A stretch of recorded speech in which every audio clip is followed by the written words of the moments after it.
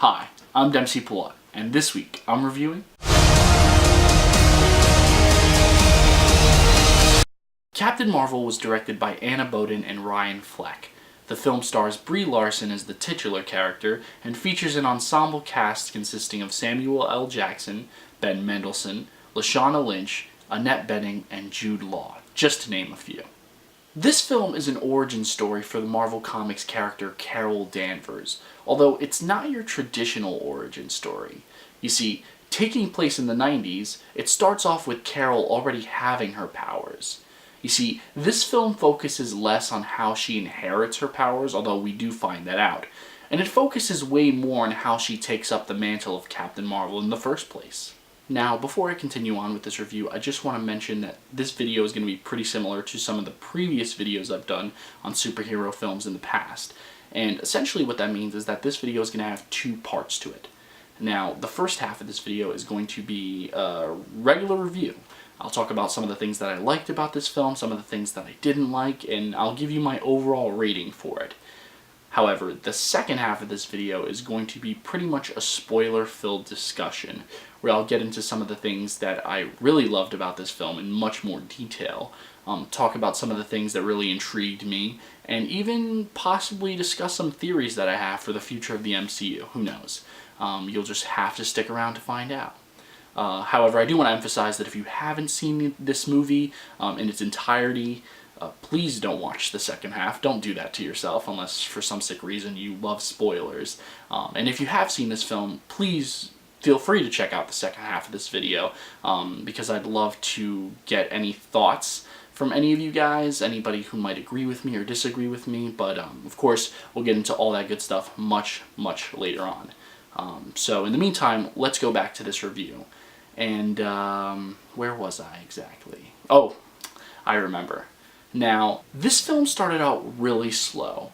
And not that it dragged or anything, but I mean, the first 10 to 15 minutes of this film are not as consistent as the rest of the film. And what I mean by that is that in the first 10 to 15 minutes, we're given so much information to process and so many different things that we need to hang on to that are important for later on in the film that it kind of becomes too much. And I mean, obviously, it's great to throw a bunch of Easter eggs at your audience, but when you're doing it like they do in the first 10 to 15 minutes of this movie, it just, like I said, it just becomes way too much to handle. And I will say, though, that after that first tiny chunk of the film picks up kind of nicely and everything eventually gets resolved. But I just wish that, you know, that first chunk was just as consistent with the rest of the movie. Now, there was one benefit, I thought, that there was to the film being paced out the way it was, if that makes any sense. And that was that it kind of matched Brie Larson's portrayal of her character. Now, hold on, before all the Twitter trolls and fake Rotten Tomato users attack me, let me explain, okay? And I know I'm in the minority with this, but I really liked Captain Marvel being portrayed by Brie Larson. I loved her performance here. I thought it was perfect because, you know, going into this, everybody was really unsure of how she was going to do it, how she was going to tackle such an iconic character. And I think that that lack of faith is something that, you know, early on she has in herself as well. And, you know, the way she kind of builds up her confidence throughout the movie, from going to somebody who's kind of totally unsure of themselves to being somebody who's just so aware and so fully sure of themselves at the end of the film, without spoiling anything, of course, I thought was perfect. It was spot on. I mean, it's the exact wave that I rode with her during the film. I went from feeling like, oh my god, how the hell is she going to do this? What is she doing? To just being like, oh my god, she is a total badass. Loved it. Now, don't get me wrong, there are some jokes that do feel forced from her character in the film, but overall, I thought she really played the character nicely. Perfectly, really. Now, as I mentioned before, this film has a fairly large ensemble, and to be expected, not every character is as important as some of the others. I was particularly expecting more from Minerva, played by Gemma Chan in this film, and Ronan the Accuser, who we all know and love from the Guardians of the Galaxy, who is played by Lee Pace once again. In this film, they are more minor players, and by that I don't really mean that they're wasted. What I essentially mean is that we get just enough of them to be content with, especially as, fanboys such as myself. And I hate the fact that I just referred to myself as a fanboy, but it happened. You see, we get just enough of them that, they're threaded into the plot very nicely without taking too much away from, the primary focus of this film. And the primary focus of this film, I feel, anyway, is the relationship between Brie Larson's Carol Danvers and Samuel L. Jackson's Nick Fury. In fact, I would also argue that this film is just as much of an origin story for Nick Fury as it is for Carol Danvers. Yeah, I feel very comfortable saying that, especially because we find out so many new things about Nick Fury. That's all I'm going to say on that. But the chemistry between those two people, characters in general, was just really fantastic. I really liked their friendship and how their relationship really kind of grew over the course of the film. Now, Ben Mendelsohn also plays a really important character in this film. He plays Talos, the leader of the Skrull and the primary antagonist for Captain Marvel. And I don't think I'm wrong in saying that he is probably one of the best antagonists in the MCU to date. He is just proof that Marvel is working on its villain problem, and that, villains are starting to be viewed as more than just targets that need to be destroyed. They're actual people.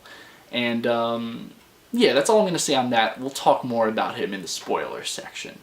One of the other noteworthy performances in this film is that of Lashana Lynch, who plays Maria Rambeau, who is Carol Danvers' best friend. And what I really liked about her character is just how grounded she was.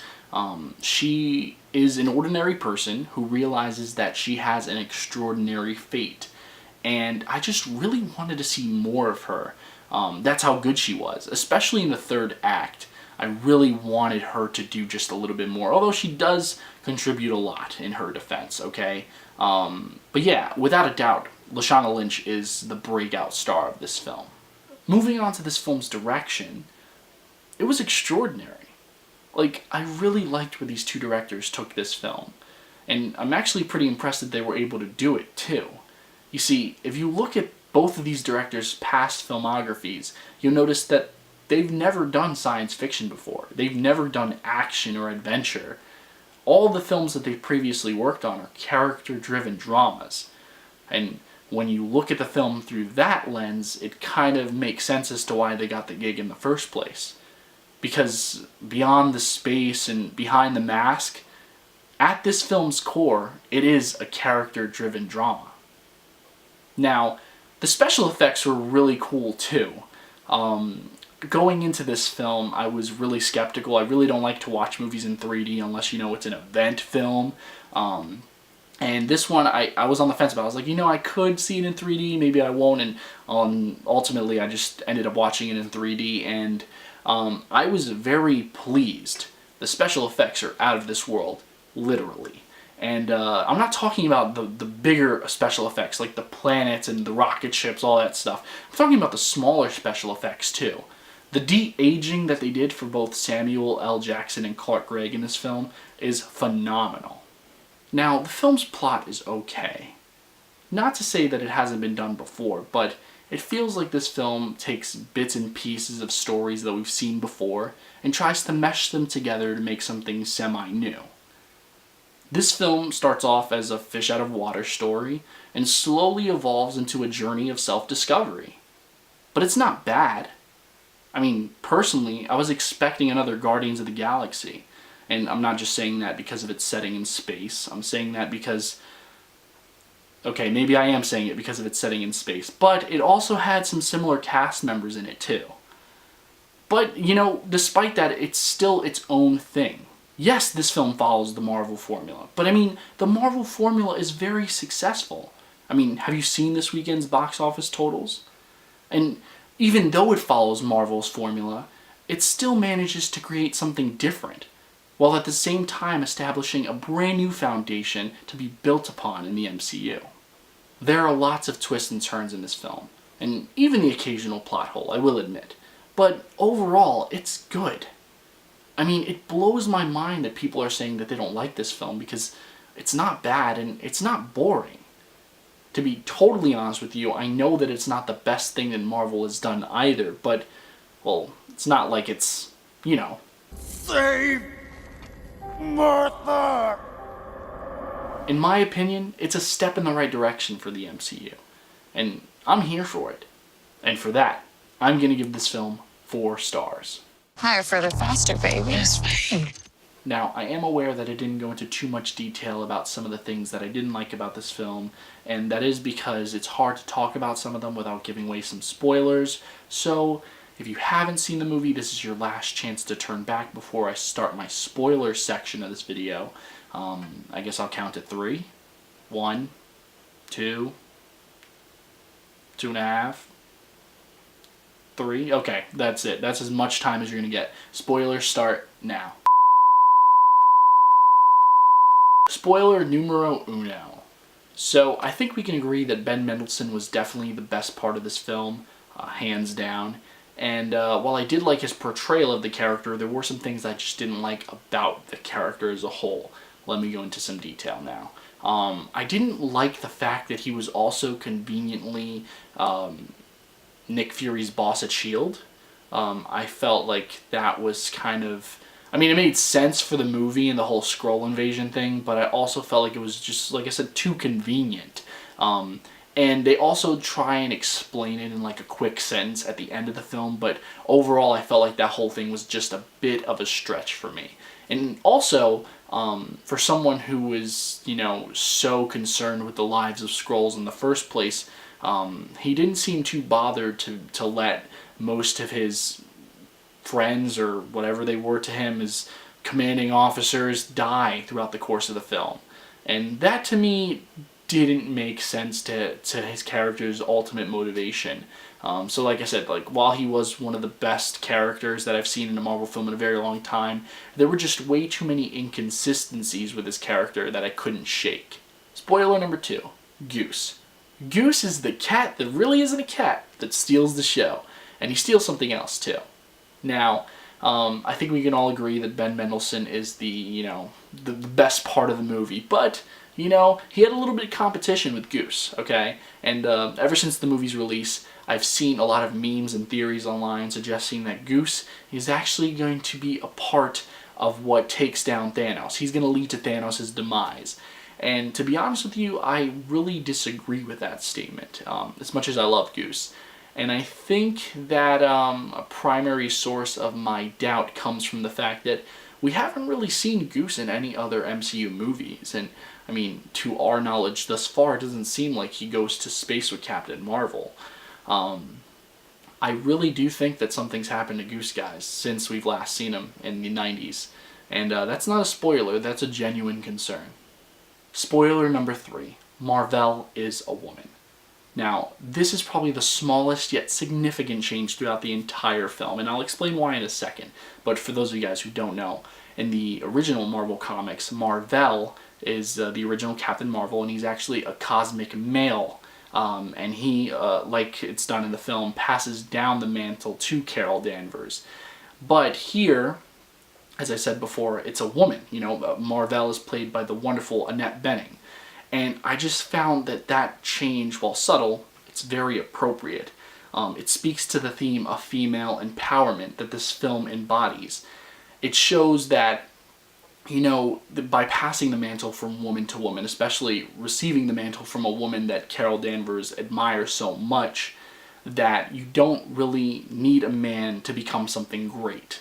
Women stick together, that women become greater from other greater women before them. And I really loved it. Spoiler number 4, Jude Law. Now, Jude Law's reveal as the villain was definitely a good twist, don't get me wrong. When I saw it happen, I was like, no way, for like 1 second. And then I was just like, oh, okay, this is happening, whatever. It did work, but at the same time it didn't work, and I think it didn't really work ultimately because he felt like a very underdeveloped character. Honestly, I don't even remember his character's name. That's why I just keep on calling him Jude Law. He's just like an evil Jude Law. And yeah, I was really paying attention to most of the characters, and I remember most of the other characters' names. But yeah, his just does not ring a bell. And I will not look at the Wikipedia page either. But yeah, maybe in the future we'll probably get some more development, especially since Carol left him alive at the end of the film. But until then, we'll just have to see. Spoiler number 5. And this is actually kind of similar to what I just said about Jude Law's character, except it's in regards to Korath and Ronan the Accuser. Now, when I first found out that both of them were going to be in this film, I was very excited. I thought we were going to get some really juicy details about how the hell they ended up working together.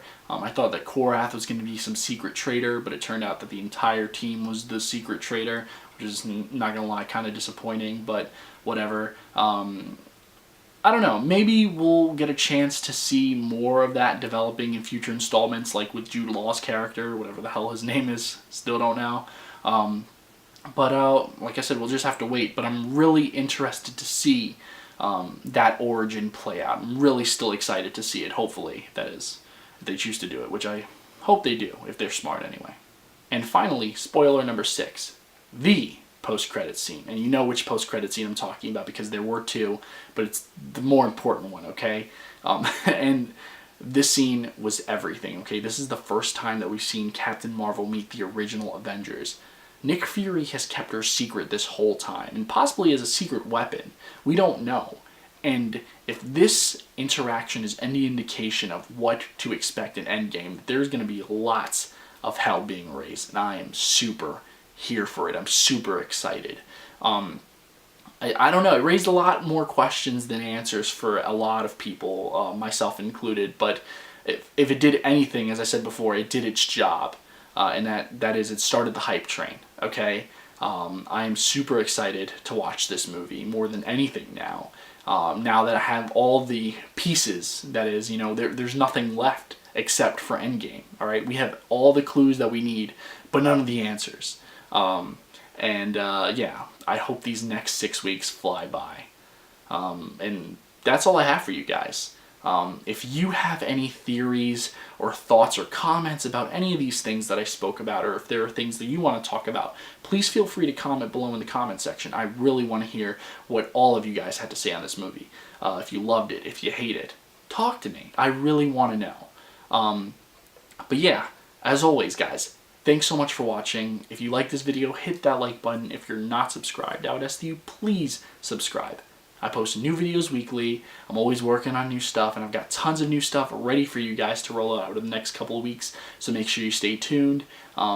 If you want to follow me on any of my social media, I'll put the links in the description boxes below. My Twitter, my Instagram, all that good stuff. And thanks again so much for watching, guys. It really does mean the world to me that you take the time out of your day to view these videos. And I should probably get back to work because I've got a couple more I'm trying to crank out as soon as possible. So until next time, I'm Dempsey Pullout. Take care.